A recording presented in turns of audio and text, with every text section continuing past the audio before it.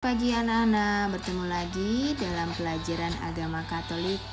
Nah, dalam pertemuan kita kali ini, kita akan membahas tentang terlibat dalam pelestarian lingkungan.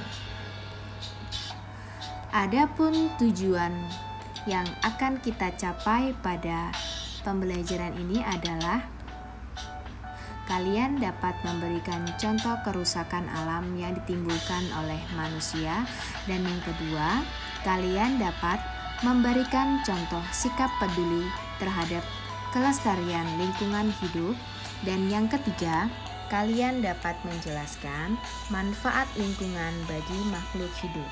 Nah, anak-anak, sebelum kita masuk dalam materi yang lebih dalam, marilah kita bersama-sama berdoa. Dalam nama Bapa dan Putra dan Roh Kudus. Amin. Selamat pagi ya Tuhan. Terima kasih atas berkat-Mu. Kami semua dapat bangun dan melaksanakan aktivitas kami. Sekarang ya Tuhan, kami hendak belajar.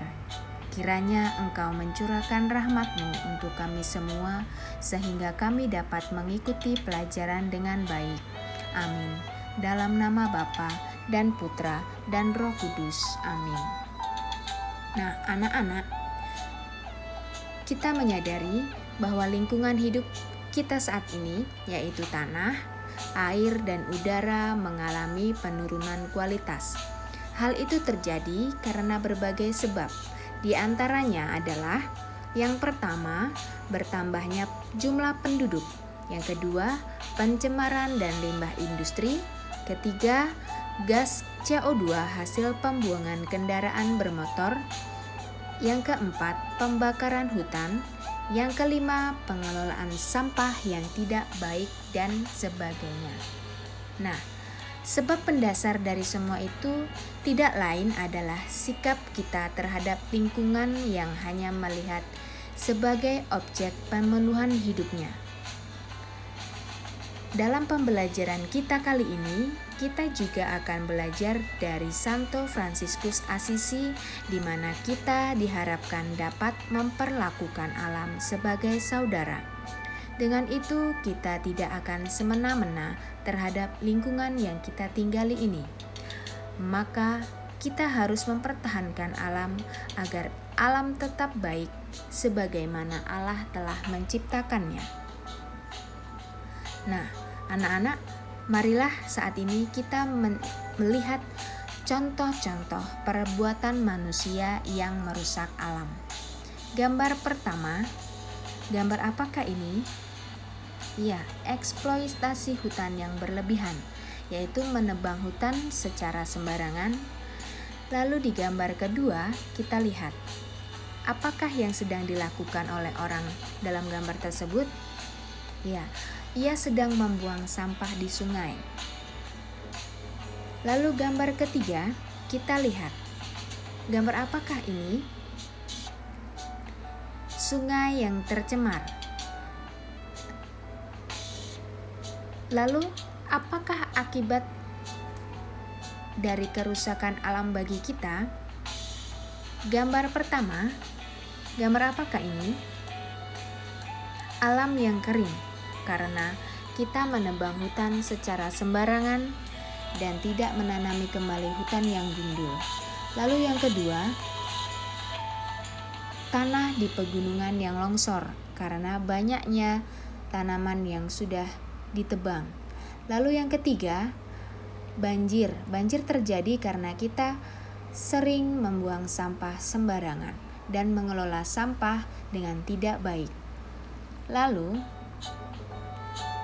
kita lihat di gambar selanjutnya, yaitu kebakaran hutan. Kebakaran hutan ini dapat menyebabkan berbagai banyak macam penyakit, di antaranya adalah gangguan pernafasan karena kita menghirup asap yang berlebihan, dan yang kedua, kita mengalami gangguan kesehatan mata karena pandangan mata kita terhalang oleh kabut asap. Nah, anak-anak, selanjutnya kita akan melihat bagaimana sih cara memperbaiki lingkungan. Yang pertama kita lihat Apakah yang sedang dilakukan oleh seorang ibu dan anak kecil tersebut? Ya, anak kecil tersebut sedang belajar memilah sampah, yaitu membuang sampah pada tempatnya. Ada sampah organik dan ada sampah anorganik.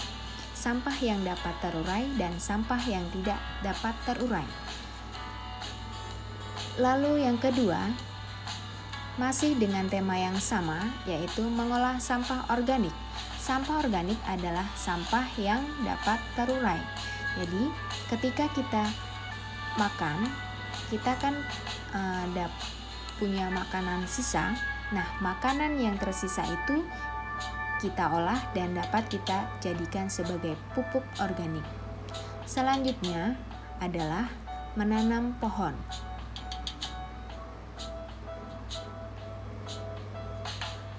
Cara yang lain adalah kita dapat membersihkan lingkungan rumah dari kotoran-kotoran yang ada. Yang kedua, kita dapat membersihkan ruang kelas dari debu, dari kotoran.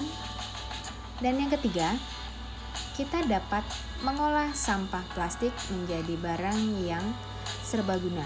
Contohnya adalah tas ini. Tas ini dibuat dari berbagai macam sampah plastik. Selanjutnya, hal sekecil apapun dapat berdampak besar jika kita lakukan secara bersama-sama. Nah, anak-anak, pada slide yang selanjutnya, kita diajak untuk belajar memanfaatkan lingkungan bagi makhluk hidup. Yang pertama, sebagai tempat untuk bertahan hidup. Yang kedua, sebagai tempat untuk bersosialisasi.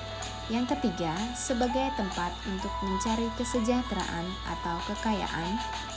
Yang keempat, tempat untuk mendapatkan hiburan.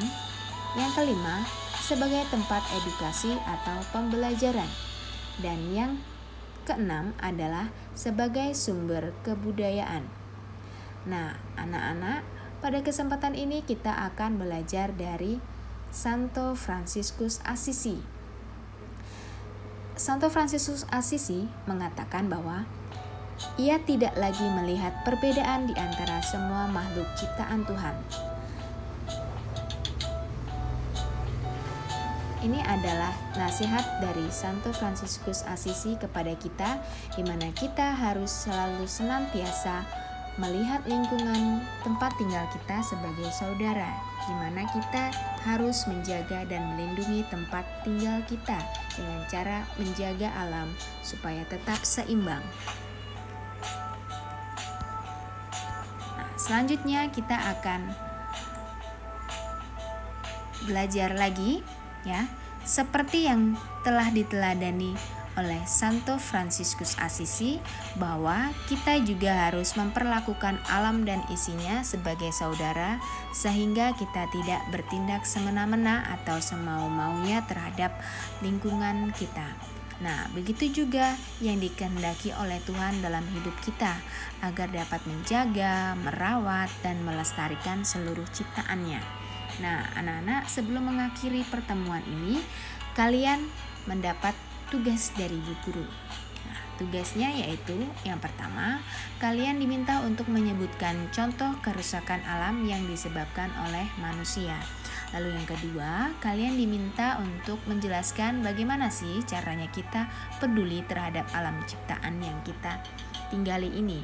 Lalu yang ketiga, kalian diminta untuk menyebutkan manfaat alam ciptaan bagi makhluk hidup. Nah, anak-anak, sebelum kita mengakhiri pertemuan kita pada kesempatan ini, marilah kita berdoa. Dalam nama Bapa dan Putra dan Roh Kudus. Amin. Ya Tuhan, terima kasih atas berkat-Mu, kami dapat belajar dengan baik. Ya Tuhan, semoga pembelajaran yang kami dapatkan pada hari ini dapat berguna bagi kami, dan kami dapat mempraktikkan ilmu yang kami dapatkan untuk kemajuan diri kami dan sesama. Amin. Dalam nama Bapa dan Putra dan Roh Kudus. Amin.